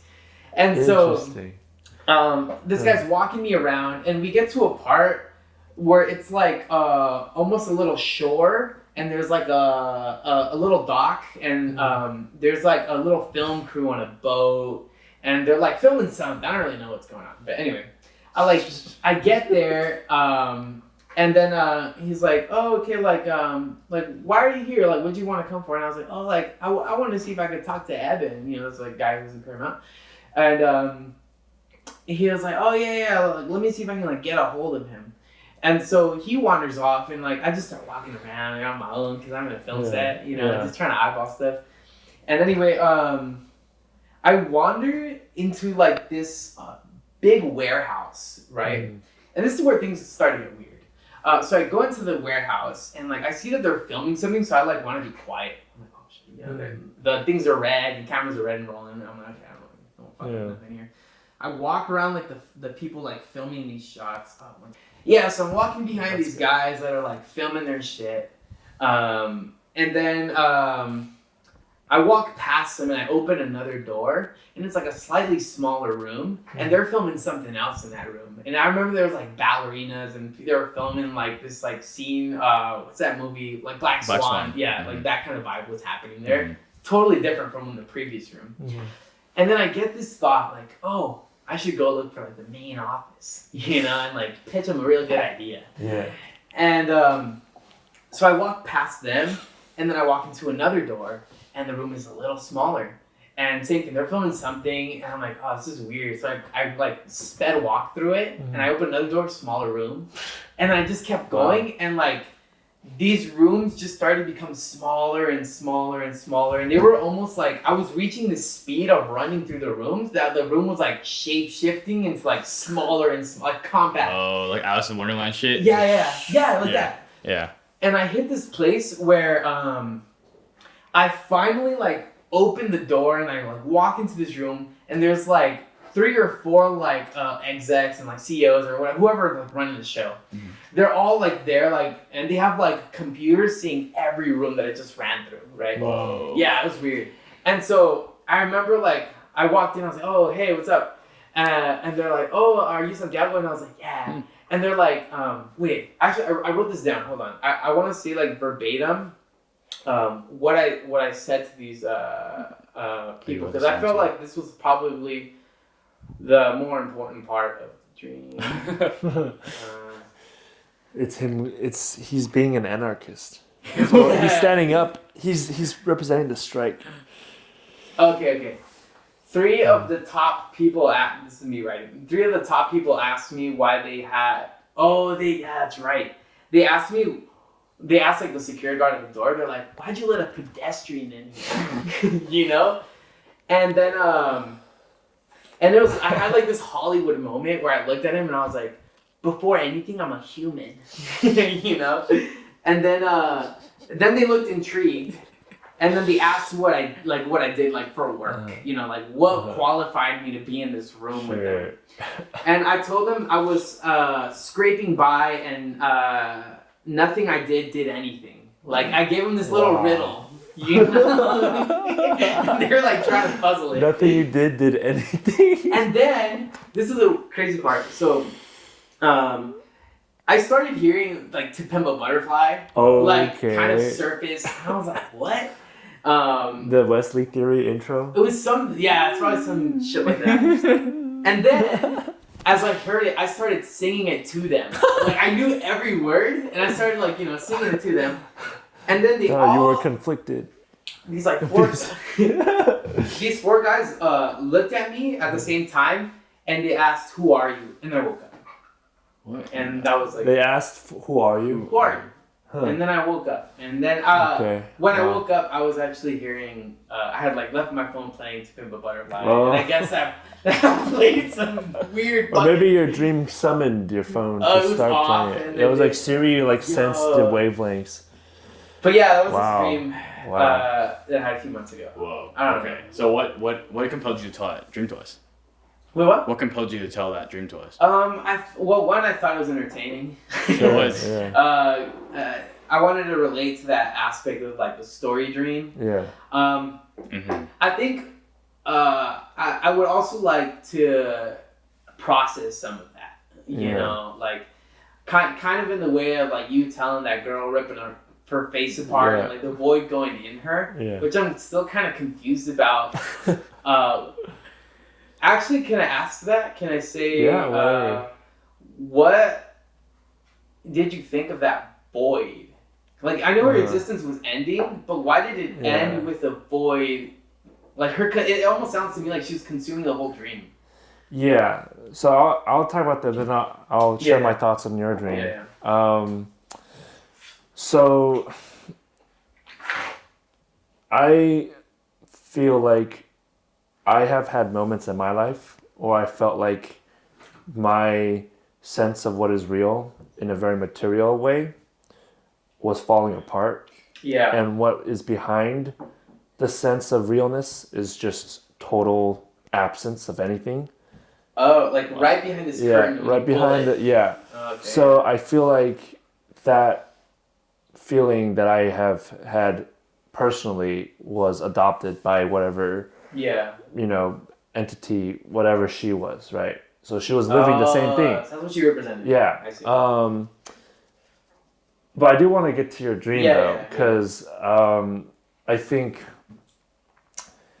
being you talked about being an artist, and you talked about like your label and kind of like there's like this arc of this conversation about I think like finding your place in this world and finding where your voice fits in the chorus of creation. Yeah.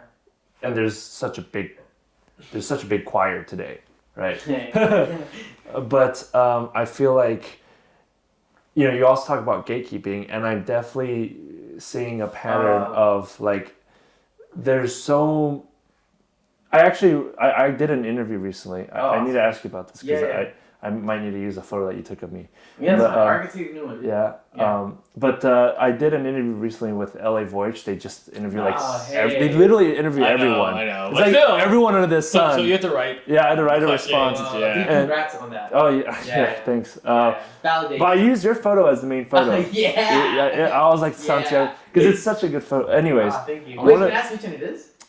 We were shooting a quince we were shooting quince and we were in the house before we went. I know the one. And he turned around with the white. I want to see this. Such a good photo. I love that photo. But one thing I wrote about in the interview is this feeling that I have to be constantly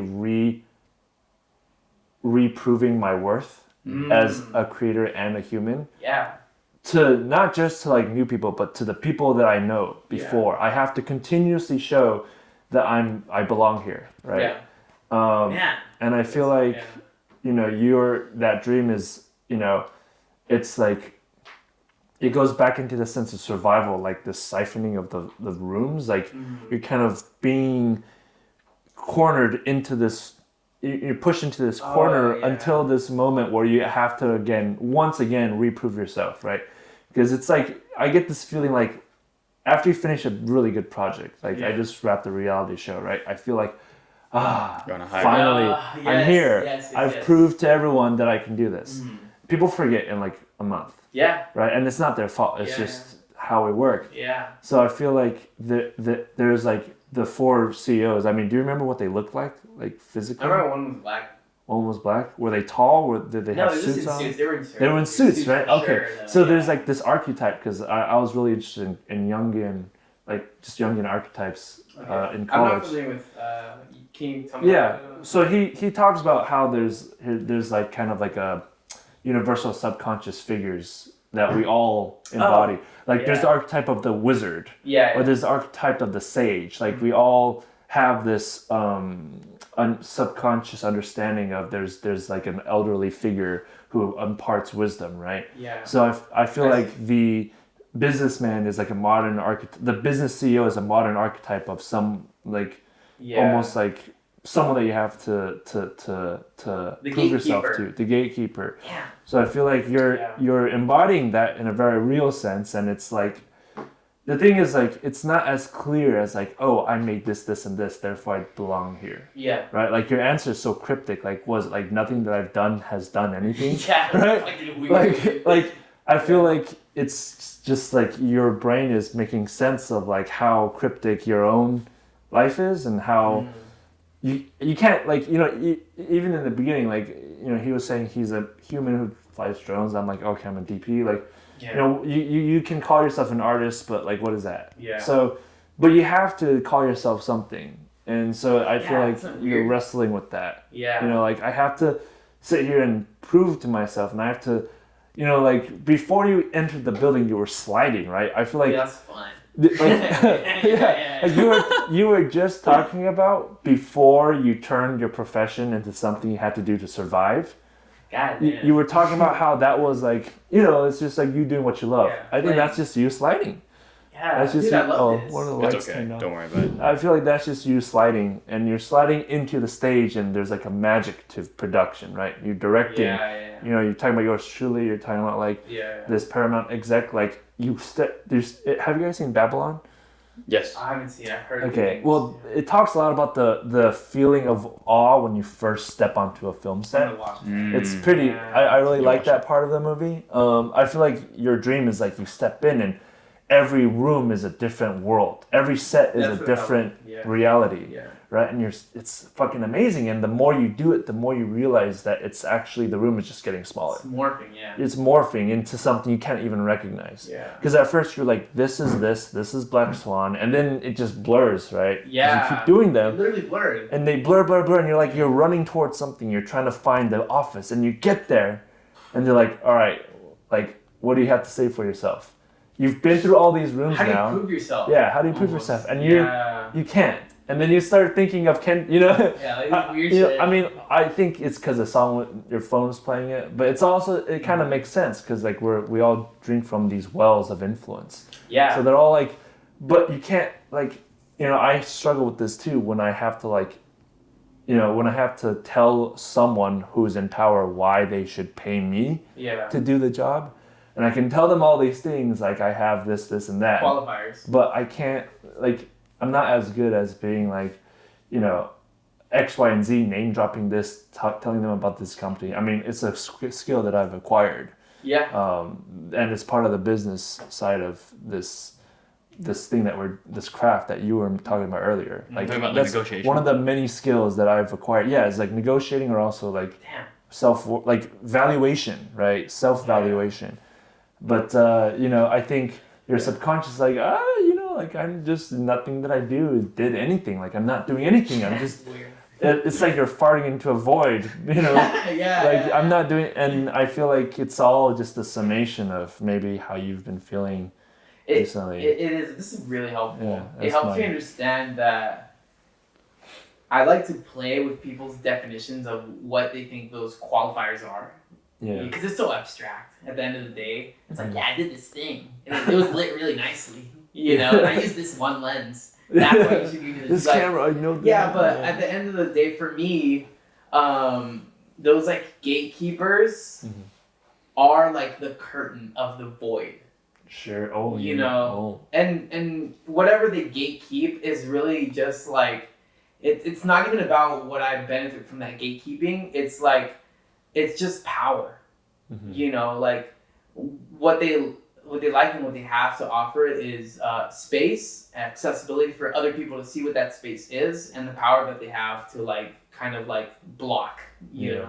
And to me, I'm starting to understand that, like through what you said, that there's a deep frustration with that, you know. Even with the guy that I met from Paramount, as cool as he was, he like had promised me at the moment that they were like looking to onboard like undocumented people onto film sets, whether they had the DACA or not, which was really important to me because you know that wasn't something I had at the moment,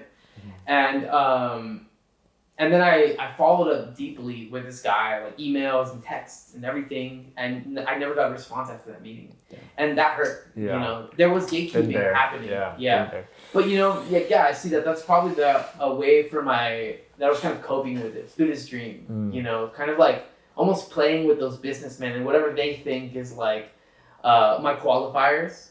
Just like shitting on it, like I didn't do anything. No. You know, like I'm just a little clown in the world, like hee hee. You know, it's not that crazy. I have a very similar urge to like the urge to kind of spit in the face of formalism. Like people who have this conversation runs deep because it's connected to this 88 Rising party that we went to. I was feeling a lot of like I need to like tell these people why I deserve to be talked to. Oh shit. I was feeling a lot of that. And I was thinking about you because you were talking about the mob, right? And I was thinking about that conversation. So I was thinking, I think a lot about like, you know, memories that include you guys in the context of, you know, how ridiculous it is that outside of people that we trust already, we have to constantly be like, advertising ourselves in a very like Western way, right? In a very like LA way, and it makes sense because there's so much noise. But I do hate that as well. And there's like this urge to like when the producer is like, hey, like, you know, are you good enough? And I just sometimes want to say like, are you good enough to be my producer? Like fuck you. You know what? Not okay. I know what you're saying. Even the more absurd. Even more absurd. I know how to turn on the camera. I don't know. No, I hear what you're saying. Yeah. I think for me, I'm in a place where I would say that if the producer is not being responsible in their own role, I will say something, you know? And I think that's why for me it's very important to kind of like, in many ways I still lead and direct my own stuff, you know? And I hold the people accountable to a degree of, one, I hope they're having fun. I hope that they're enjoying like the stuff we're doing together. And I've noticed that the more you let people have fun, the better things turn out. With that mixed with you communicating what needs to get done, you know. So there's this balance that you're kind of walking. But yeah, like I think that's one of my frustrations was depending on somebody who is in that gatekeeping. Could be money, it could be like opportunity, whatever it is that they had that I didn't. If they weren't, the frustration was like, if I didn't feel good enough, I would blame myself. And now I understand that I'm okay with failure and whatever I'm creating, like it just is what it is. But if the other person is not holding responsibility to their own end, then I will say something because whatever I'm working on matters to me. Like it's a project for me, you know, and I try to work on things that are like beyond things about me, you know, like I had to let go creating like stuff that was very centralized around like how I control my perception. I had to like let go, fuck whatever I think I'm perceived as, you know, or like whatever photo I'm putting out, like that overthinking in that photo, like I had to like drop that and be like, nah, like what is the intention behind this thing that I'm putting out in the world, and being okay with not putting something out, you know. I think there's this pressure that you have to always be feeding the machine, the algorithm, so that algorithm likes you and then that you can get like, you can benefit from it. But I think that leads to a lot of like stuff being put out that feels, I'm thinking about like super baked memes now that feel like almost pointless. you know, or like that. Feel more about controlling your own perception, you know. So for me, it became like being okay with the fact that like I'll put stuff out whenever the fuck I want. It could be a month, could be 2 months, like whatever. I'm at the point where I'm okay like deleting my social media for periods at a time, and then just taking a moment to reflect and evaluate like, what's the next thing I think would be cool to kind of like share, you know. But you had something to say probably on that. And also it's 8:50. I want to respect the time, okay. so I'll let you say your thing, and then what do you guys think? It's a good moment to wrap. Yeah, I'd say. I mean, so I wanted to throw the conversation to him because he's like very I feel like you're very like structured with your output. And it's an interesting way to compare, but it is. But with the deep bake things, you know, I've always had a soft spot in my heart for memes, like really chaotic memes, because I feel like they have completely flipped our sense of what is desirable content. I'm thinking of the stuff you sent me. Oh yeah, like the degenerate, like I lose brain cells after I watch it kind of shit. And those get a lot of eyeballs, a lot of clicks, and so we've always had this idea that like, if you want your content to fly, it has to be manicured, it has to be presentable, it has to. You have to offer value. Yeah, and there's still a lot of truth in that, but there's a niche that I now don't think is no longer a niche anymore, of people who are drawn to things like memes that are just like, the appeal of it is how, you know, how many times have you like recorded your screen, like you know like you recorded your screen of a TikTok of someone else recording a screen, and now the video is like 140p resolution, like that has become a new desirable quality of visual content that has flipped our way of thinking about making good material, right? And I think that's like really exciting because, you know, I mean, we all work in the world of like, I think we all work in a world of like, our images have to be good, right? But there's also the flip side, and it's funny that you're talking about doing that. And I remember the meme you sent me, the whole breathing exercise. Yeah, show after. But like, I remember, like, I'm thinking like, it's so interesting that like my whole career hinges on how beautiful this shot can be, or how like, you know, the lens combinations, how meticulous I can be with like, you know, the reality of the image. And there's also a flip side where like the best way to get the most people's attention is to film this on a flip cam and like export it 4 times on the Android. Exactly. Like it's a whole another conversation, but it's just I've been thinking about the same things. Yeah. You want to add? How are you doing with time, by the way? You want to? We can wrap up after this. Okay, so I do want to hear yes. Yeah, I mean, listening to both of you has been really, really eye-opening and like perspective challenging for myself. Just because I think. Yeah, I saw you hitting that notebook. Yeah, I was just writing some stuff. Yes, sir. It was like a fucking wax pen. I'm just trying to take notes so I don't forget. But I think a part of me, like compared to everything we've just talked about, right? In terms of, you know, from making what you do, what you love, your job, and the complications that come with that, to providing value and content, to feeding the machine in a sense, right? And like having to be consistent, and then having to, you know, have a good image, please others, and all of these different things. Like, yes, they cross my mind every day, and they also, you know, there's still things I grapple with and wrestle with, as we all do, you know. And it's not like I have found the answers to it 100%, but in terms of my relationship with, I guess, what we call reality, right? Because I have been to the deep end. I've seen things, I've done things, and like I've dreamt things, right? That make me question, like, what is the point of this all? Like, why do we have to please people, and why do we have to do the things that we don't want to? I think the thing that literally keeps me grounded is we always come back. We always come back to this, right? And I mean, no matter whether we like it or not, and unless we take too much DMT or something like that, like we're here, right? Or until we die, right? And so I think, you know, realizing that, and just like also being privileged enough to be in a position where I can say, like, I don't feel like I want this life to end, right? There are things in this life that I do treasure and value, and I genuinely like enjoy. And then even when I go and off into space, and I want to be somewhere else, or I go somewhere else that's further, I come back and I'm like, okay, well, I'm still here. Mm-hmm. You know, there are things that in this life that I have, that I treasure, I cherish. There are things in this life that I'm not content with where I'm at right now. Yeah. And so whether or not I like it, this is reality. So what are the rules of this reality, and how can I best like play this game in order to make things better, in a sense? Like, better is relative, right? But I think that the place I'm coming from is because you've chosen this path, right? We've chosen this path of being an artist, right? Yeah.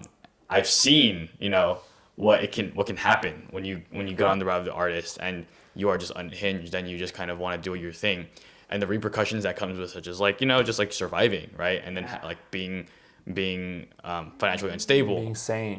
Being sanity is big. Being bitter, right? And then like allowing, you know, what you love to get burnt out. And I think all of us have experienced that. It's a very complicated relationship. But because we keep coming back here, I think that's what inspires me to want to learn how to really play this game properly. Yeah. Because I'm just like, fuck this. Like, I don't want to struggle, like, you know, and I don't want to end up like that. So, you know, even if we don't like everything about this, like how things are, right? Like, I don't know. I mean, I think the best way to figure it out is, you actually touched on this, is just listening. And the thing that I try to do is like continue learning, right? So everything you guys have said, it's now being taken into account, and I have to kind of pick and choose. Can you? Oh yeah. I'll take mine. It's good? Hit it. One more time. One more. One more? Yeah, one more. One card full. Oh shit. Okay, this one's about to die too. Yeah. But okay. yeah, when that one dies, we can figure something out. Yeah, sorry. But yeah, I think to wrap it all up, that's kind of why I don't. That's kind of why I do things the way I do. And although I want to take more of what you guys we've all been talking about, you know, those elements of chaos, those elements of just whimsicality, and then even the fantasy that I've always that started me, right? Yeah. Those parts I don't want to let go of, because every time I go there, I'm like, wow, this is amazing, you know, and this is what makes life fun, right? Like this, like hanging out with friends, like not giving a fuck, doing stupid shit. Yeah. Like, it might not be the most productive. It isn't the most productive a lot of it's sometimes it's the opposite.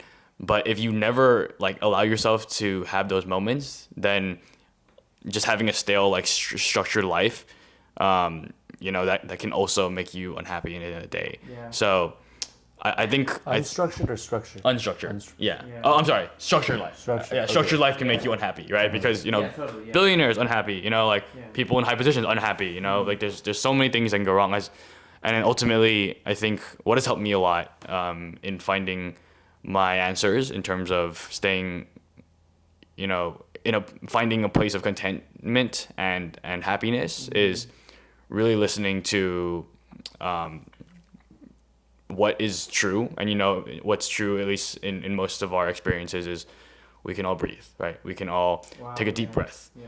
We can enjoy that, right? We're privileged enough to enjoy that.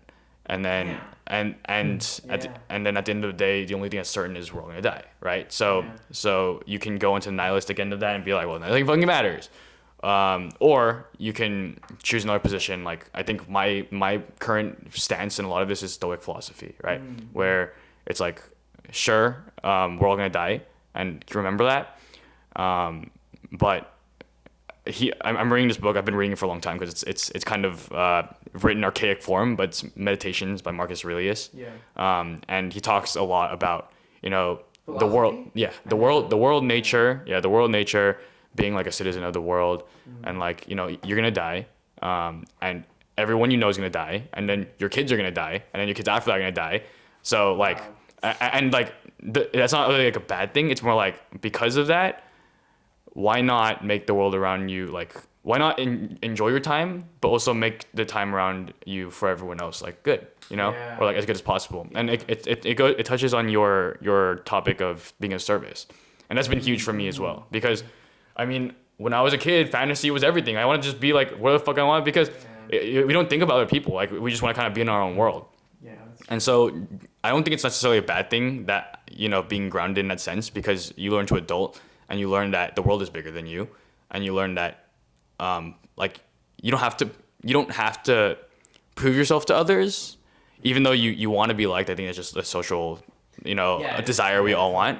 But I think flipping that, instead just trying to be of service because you want to be a good human, and that intrinsically makes you feel better. Because I mean, scientifically it shows, like when you give a gift, you feel better than when you receive a gift a lot of the time. Yeah. And so I think that's kind of it's at the end of the day, like that's also what I feel is allowing me to be driven. And thankfully, the objective, because we spend tying it back to where I started, the objective, because we are here, we're on Earth, and like we're not unhinged off in space and whatever, being able to make this life as enjoyable but as like optimistic and as happy and like being able to give to people is kind of what I try to do in my work now. And that might mean I can't always be fantasy, I can't always be chaos.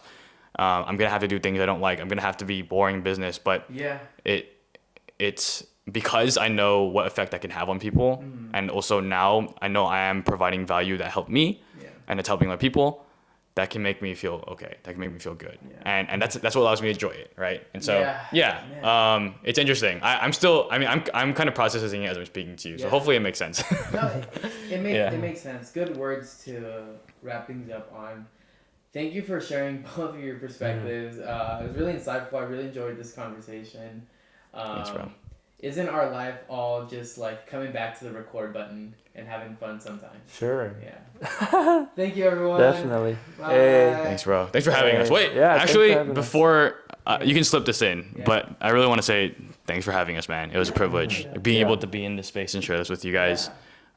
Even I knew from the moment I saw not only got to know you guys, but also saw what you guys are capable of creating, both of you individually and your own like separate works. Like I know you two are special, and so it's a privilege to be able to be in your guys. I still think about the work you put out. I still think about the work you put out. It's like rent free in my head. So we gotta start paying. And so I'm happy to be able to still be share this life with you guys. So it's been good. To speak onto that, I am a big admirer of both of the things you do.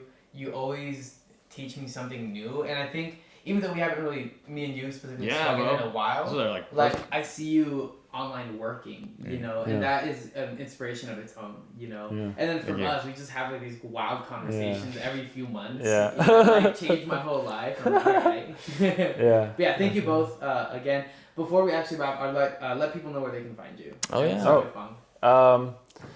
Okay, well, my Instagram handle is Fongological. Yes. FONGOL.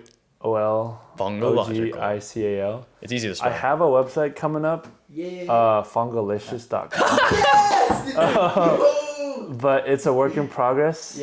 But hopefully by the time this is out, the website is done. So like a month. Fongolicious.com. Dope. You can find me on socials at Kai Vertigo, and my last name is Go with a G-O-H. So Vertigo is an H at the end. So Kai Vertigo H. Nice. Yes. Thank you. Yes. Hey. All right, let's finish that. I don't know how to stop the. It's about to die. Hopefully it's still going. It's still going. Oh, thank God. Okay.